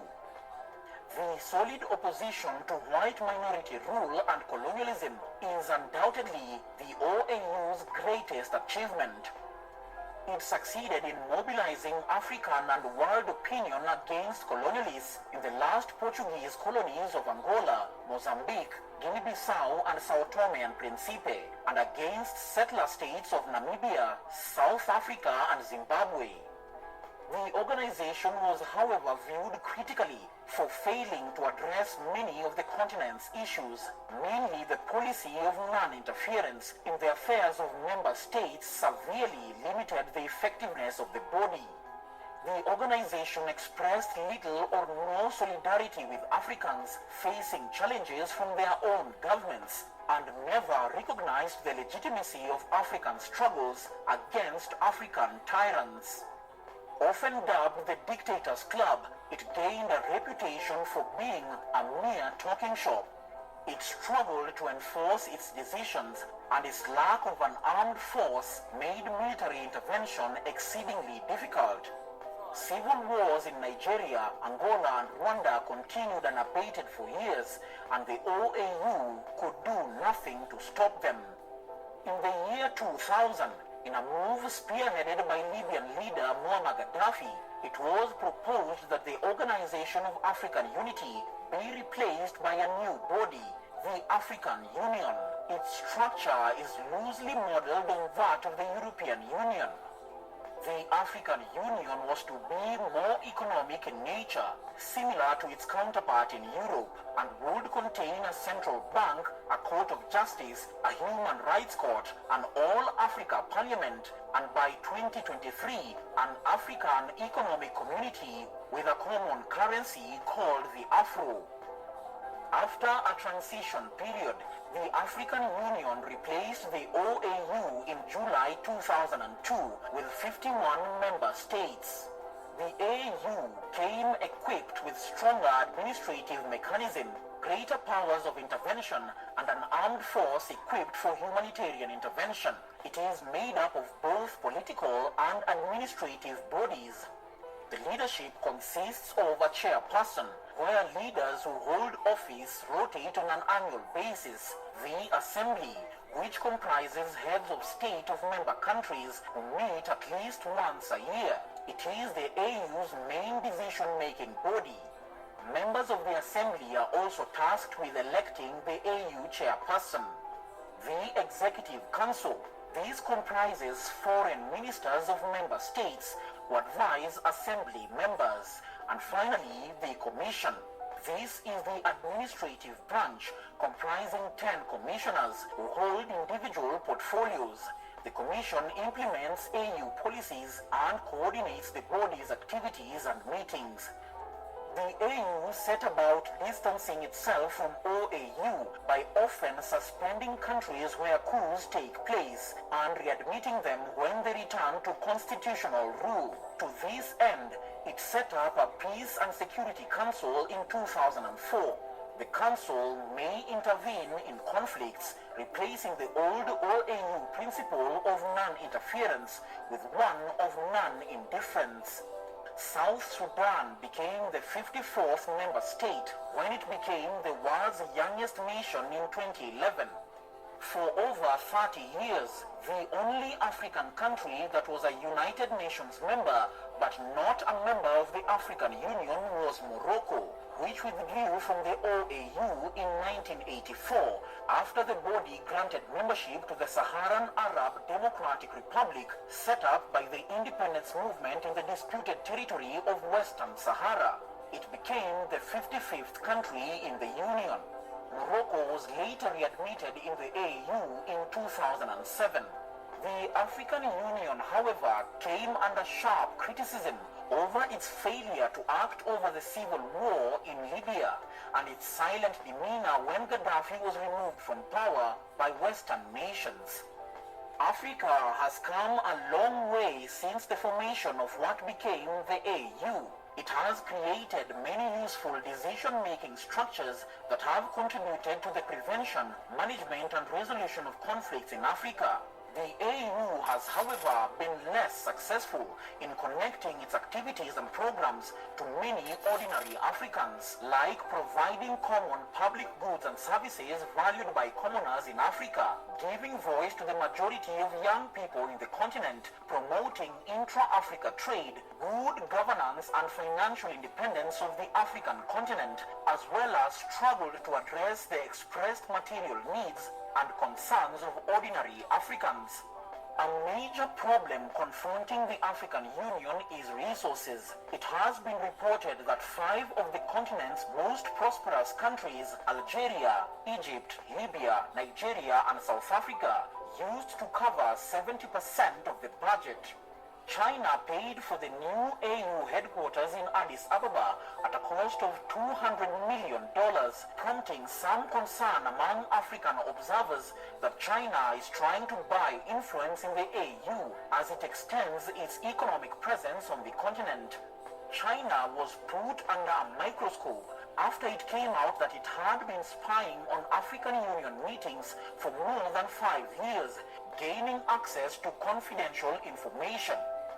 Long-standing doubts over Beijing's role at the AU spilled into the open in 2018 when French newspaper Le Monde reported that AU employees had found that the servers at the new conference center were sending copies of their contents to Shanghai every night, and that the building itself had been honeycombed with listening devices. In addition to government's inadequate political will, the lack of resources for peace and security, as well as economic cooperation, is partly because countries are also members of multiple regional institutions. It is not uncommon for a country to belong to 3 or more regional economic groups. By spreading themselves thin, countries deprive institutions of the skills and money they need.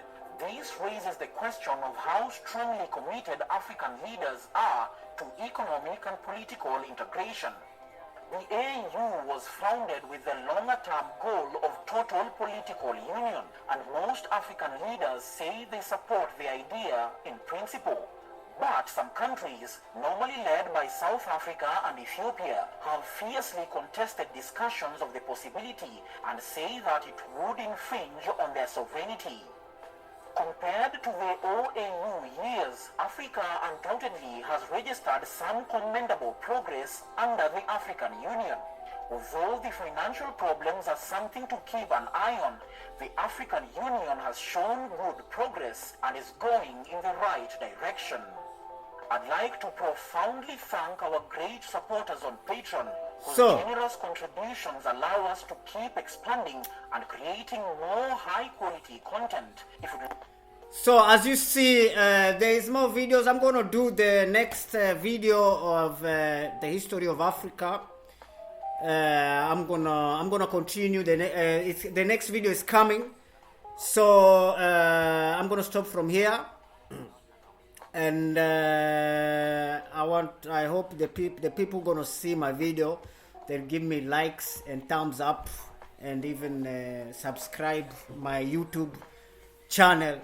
So for those who gonna see this video in my YouTube channel, I hope that you will spread the video for so that the people, the all continent can see in the blood of Yeshua's name.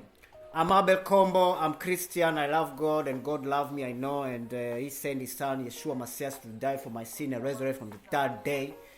So today is Friday, and I'm begging you that pray for me to make more videos. So me as Combo Abel, I'm back again, back to the chair, back to bring the truth in front of your eyes. Yes, so we have to spread the truth, because we are living in a world which people, they scare the truth. When the truth comes, they all run away, you know, because when the truth hurts, you know, because the truth comes and it can hurt sometimes. Many people, it can hurt many people, but they have to live with it. You know, we cannot just live in a big lie. You know, as I show you that the continent of Africa is connected with Asia, with Middle East, and even Europe. So that means Europe, Africa, Asia, even Middle East is one country. We already saw the meaning of continent. Continent means a large of land, not a large of ocean. No. So if land is connected with other land, that name, they are all called lands. Okay. So me as Combo Abel, I'm gonna pray and finish now. Abel Combo, Father God, the Father who is in heaven, the Father who said, let it be a light to the light, the Lord of Abraham, Jacob, and Isaac. I thank you, Father God, you are listening to this prayer, and I thank you, give me power to make a new video about Africa history.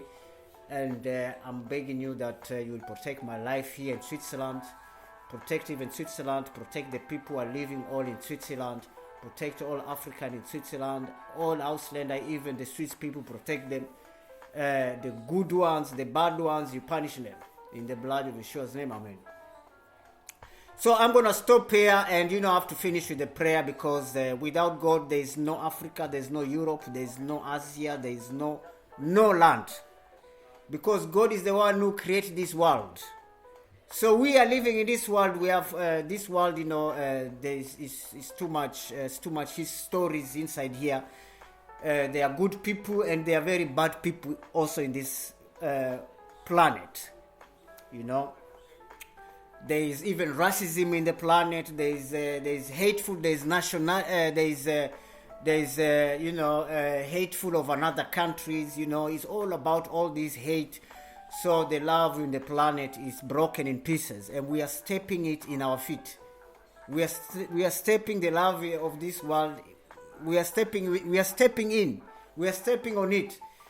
So we need to bring love again in the blood of Yeshua's name. Amen. So guys, see you. Abel Combo, back.